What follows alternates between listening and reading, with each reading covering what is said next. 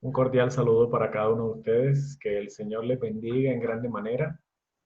Nos complace poder acompañarles en esta hora, aun a pesar de las circunstancias, aun a pesar del distanciamiento, aun a pesar de todas las cosas que están pasando en estos días. Podemos reunirnos para adorar a nuestro Dios. Quiero invitarles para que cerremos nuestros ojos y vamos a orar. Bendito Padre, buen Dios que estás en los cielos, para ti sea la honra y la gloria por los siglos de los siglos. Gracias te damos, oh Señor, por tus bendiciones, por tu amor, por tu misericordia. Gracias porque aún a pesar, aún en medio de las circunstancias, en medio de las tormentas, en medio del dolor, del sufrimiento, tú te manifiestas con poder en nuestras vidas y nos acompañas. Permítenos, Señor, en esta hora abrir tu palabra, escuchar tu voz y que tu Santo Espíritu nos guíe y nos acompañe, porque te lo pedimos, Señor, con el perdón de nuestros pecados, en el nombre de Jesús. Amén.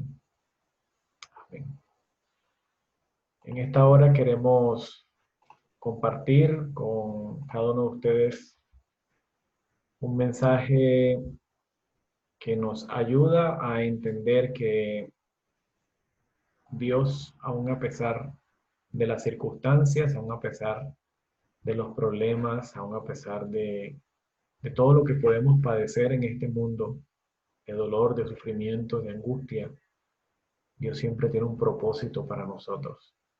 Dios tiene un mensaje para nosotros. Dios desea que nosotros vivamos ese evangelio que Él nos ha regalado. El texto para meditar en esta noche, en esta oportunidad, lo encontramos en el Salmo 81, versículo 7. Salmo 81, 7 dice: en la calamidad clamaste, y yo te libré. Te respondí en lo secreto del trueno. Te probé junto a las aguas de Meriba. El Salmo 81, versículo 7, nos habla de un Dios que está atento a nuestras dificultades, que está atento a nuestros problemas, que no importa las circunstancias que estemos pasando, Él siempre va a responder nuestro clamor. Él siempre va a librarnos de nuestros problemas. Él siempre va a escuchar nuestra oración.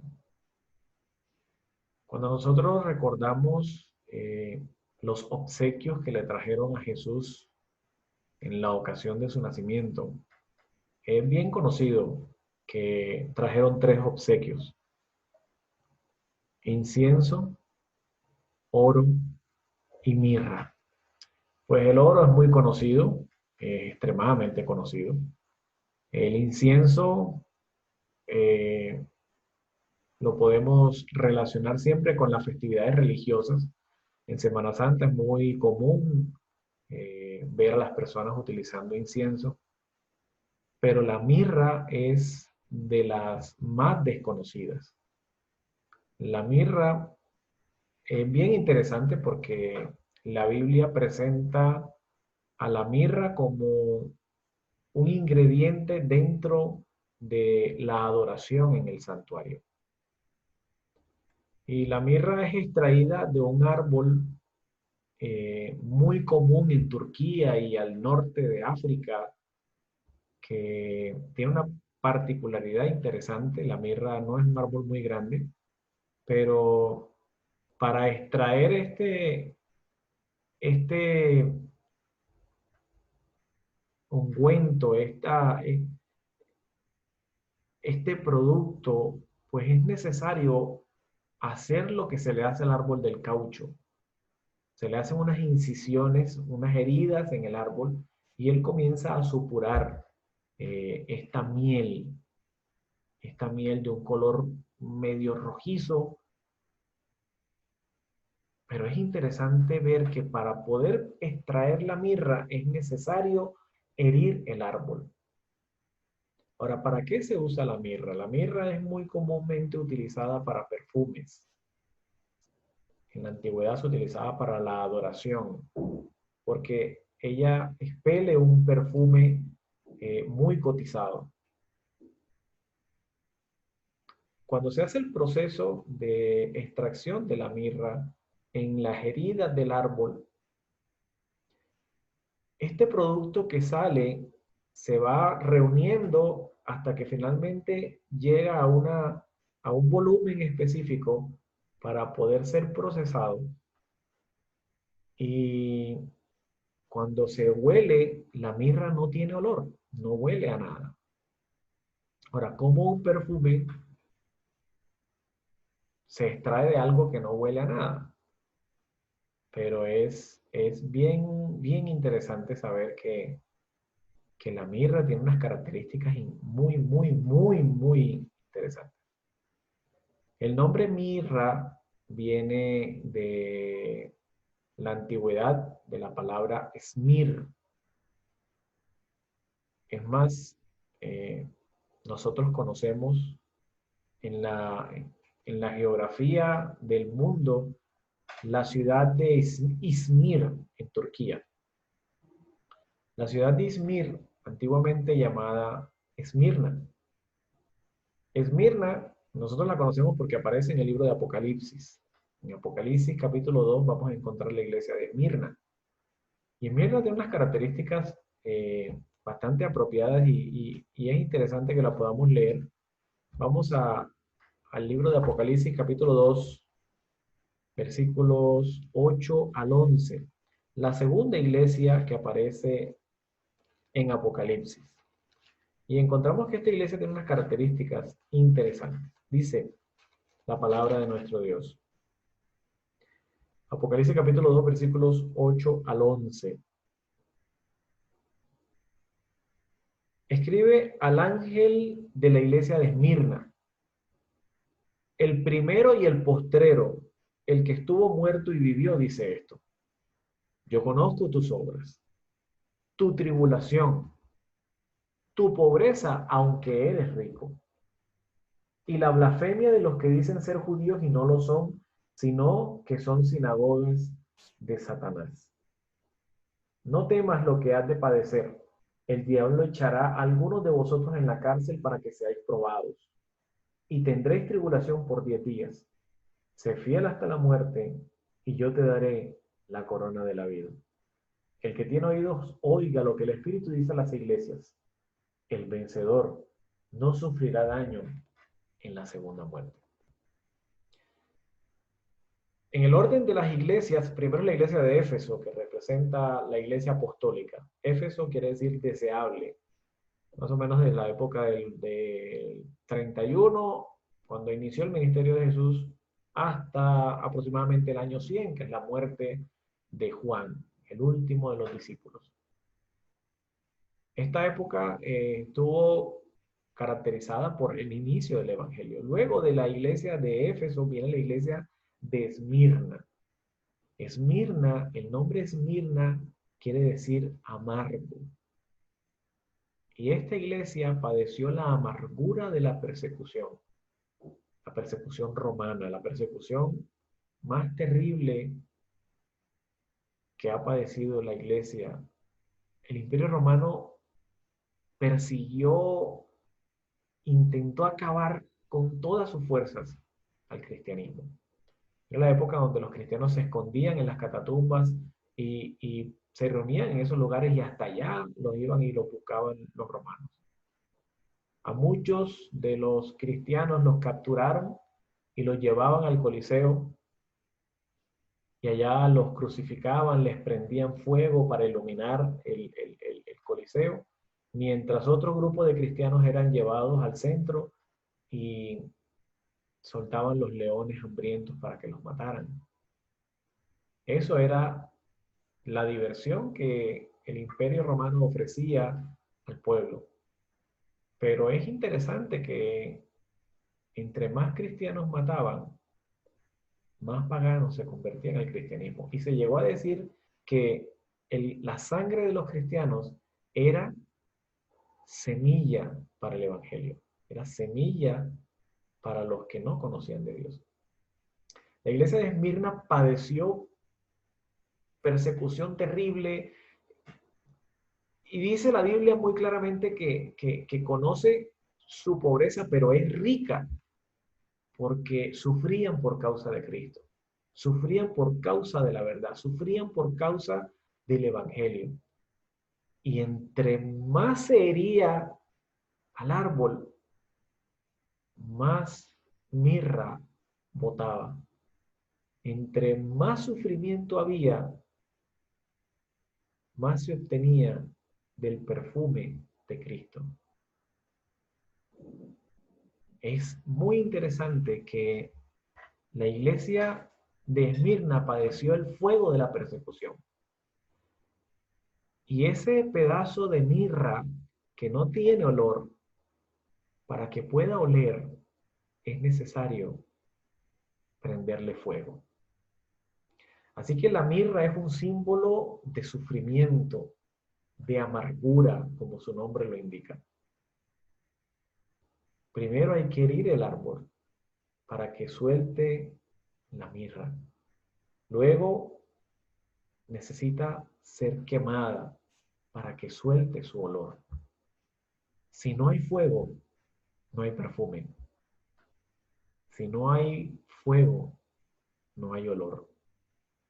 La iglesia de Esmirna nos enseña a nosotros que en medio del sufrimiento, en medio del dolor, el cristiano debe oler a Cristo. En medio de los problemas, en medio de las angustias, el verdadero Hijo de Dios expele el olor de Cristo Jesús.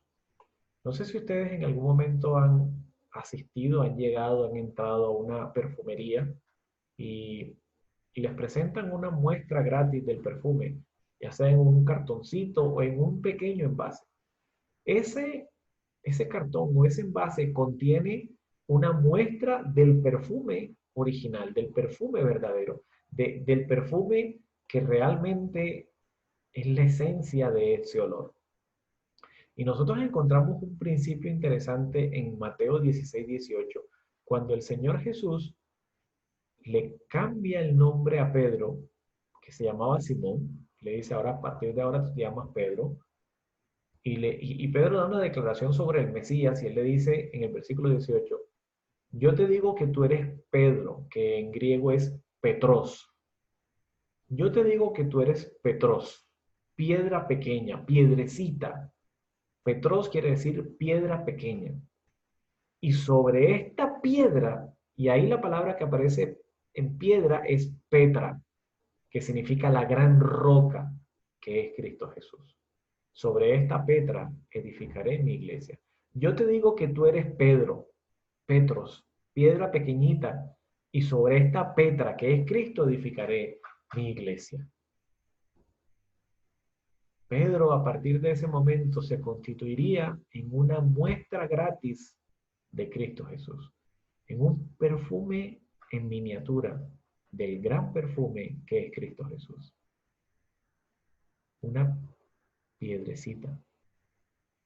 El libro de Apocalipsis registra que cuando nos sea dado un nombre nuevo, eso lo encontramos en el mismo capítulo 2, en la iglesia de Pérgamo, versículo 17.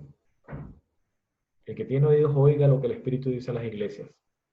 Al vencedor le dará a comer del maná escondido y le dará una piedrecita blanca y en la piedrecita un nombre nuevo escrito, el cual nadie conoce sino el que lo recibe. Esa piedrecita representa el carácter transformado, finalmente el carácter completamente transformado de los hijos de Dios, que habrán pasado persecución, habrán salido de la gran tribulación, habrán padecido persecución, terribles cosas, pero que finalmente les será otorgado un carácter nuevo.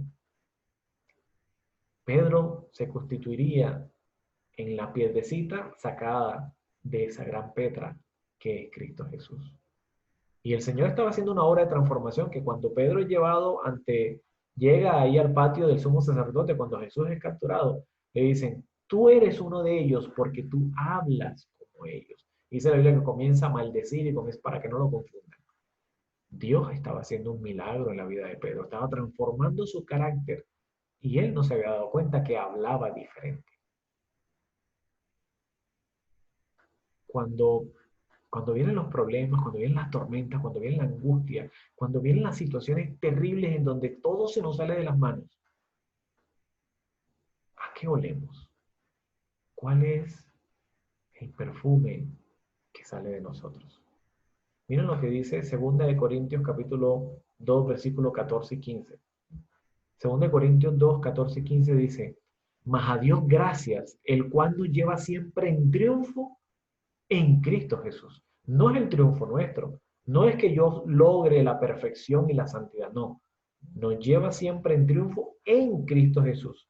Y por medio de nosotros manifiesta en todo lugar el olor de su conocimiento. Porque para Dios somos grato olor de Cristo, el olor de Él, no el nuestro. Porque para Dios somos grato olor de Cristo en los que se salvan y en los que se pierden. ¿A qué hueles tú? ¿Cuál es nuestro olor? Cuando enfrentamos la tribulación, el problema, la angustia, cuando es herido nuestro cuerpo como el árbol de la mirra y comienza a salir ese líquido, ese producto, ¿qué sale de nosotros? ¿Sale mirra? Cuando es expuesta la mirra al fuego, ¿qué sale de nosotros? ¿Sale perfume de olor grato delante de la presencia de Dios? ¿Olor de Cristo? ¿O sale otra cosa? Nosotros somos llamados a representar a Cristo, a que otros conozcan sobre la verdad de Cristo. ¿Qué está saliendo de nosotros? Santiago 1, versículos 3 al 5 dice, sabiendo que la prueba de vuestra fe produce paciencia, mas tenga la paciencia su obra completa para que seáis perfectos y cabales, sin que os falte cosa alguna. Y si alguno de vosotros tiene falta de sabiduría, pídala a Dios, el cual da a todos abundantemente y sin reproche, y le será dada. La sabiduría que viene de Dios nos permite a nosotros entender cuál es el papel que nosotros cumplimos en esta tierra, para qué hemos sido llamados, porque el Señor nos ha llamado a nosotros. Somos linaje escogido, real sacerdocio, nación santa, pueblo adquirido por Dios, para que anunciéis las virtudes de aquel que nos llamó de las tinieblas a su luz admirable. Hemos sido llamados para que otras personas sientan el perfume de Cristo, para que otras personas huelan el olor de la salvación. Ese olor sale, solamente sale cuando somos expuestos al calor, al fuego de la prueba. Testimonios Selectos, tomo 3 dice, la purificación del pueblo de Dios no puede lograrse sin que dicho pueblo soporte sufrimientos. Dios permite que los fuegos de la aflicción consuman la escoria, separen lo inútil de lo valioso, a fin de que el metal puro resplandezca. Nos hace pasar de un fuego a otro, probando nuestro verdadero valor. Si no podemos soportar estas pruebas, ¿qué haremos en el tiempo de angustia? Si la prosperidad o la adversidad descubren falsedad, orgullo o egoísmo en nosotros, ¿qué haremos cuando Dios pruebe la obra de cada uno como por fuego y revele los secretos de todo corazón? ¿Qué va a pasar cuando venga realmente la prueba?